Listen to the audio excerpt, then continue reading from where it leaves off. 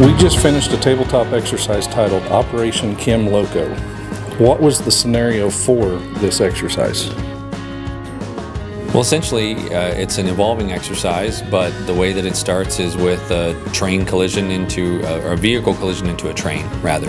And from there escalates to a potential hazmat release involving multiple agencies coming together to mitigate the emergency. Obviously, the hazmat team from Springfield Fire will play a big role in a real-world situation like this. How would your relationship with other agencies involved in this exercise help with this type of emergency?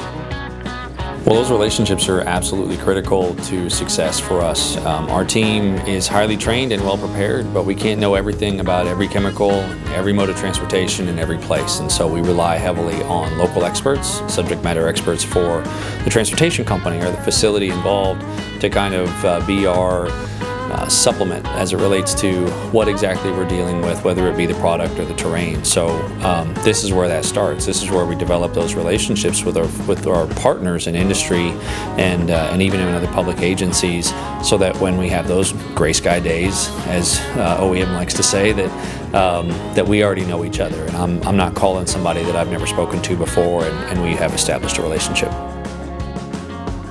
So your relationship with these other agencies is important, but how important is it to have everybody here in the same room face to face doing a tabletop exercise? Yeah, it's critical, like I said, and one thing that putting everybody in the same room does is puts a name with a face. It's different than a virtual environment, different than an email, and that we can sort of work through these evolving situations in real time. And another aspect of having everybody in the same room that's really difficult to recreate is you learn what other agencies can bring to the table that you may not have known about. So as an example, today we learned that the National Weather Service has some capabilities that overlap with one of the objectives for my team as it relates to plotting a plume, and knowing that they have the resource from the weather side of things and being able to augment the data that we provide to the incident commander or to the decision makers is huge. But I wouldn't have known that outside of this environment today, getting to hear how this person or that person would handle their aspect of the response.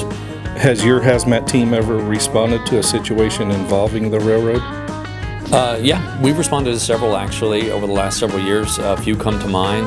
There are situations like this which are completely outside of the railroad's control, where someone else impacts a car or several cars. So we've had those as recently as within the last couple of years. And there are other incidents that happen while cars are being moved here or there, or even in transit.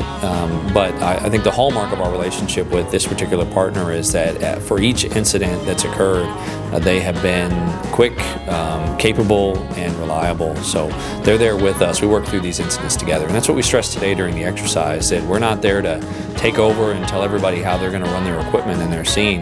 We're going to work with these agencies who have some capability of their own to support their operations.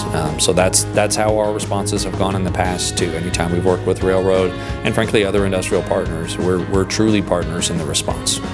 Is there anything else you would like to say regarding this exercise? No, Springfield Fire Department is a proud partner of OEM. We're glad to participate in these exercises. These are great relationship building opportunities for us, and really helps to broaden the scope of what we're able to accomplish for our community when we have industrial partners, private sector partners, other public sector partners. So we're going to continue to participate, and also I think it helps to build a resilient and productive emergency operations plan. So something that a lot of people don't realize is that we don't just write a plan and publish it and leave it.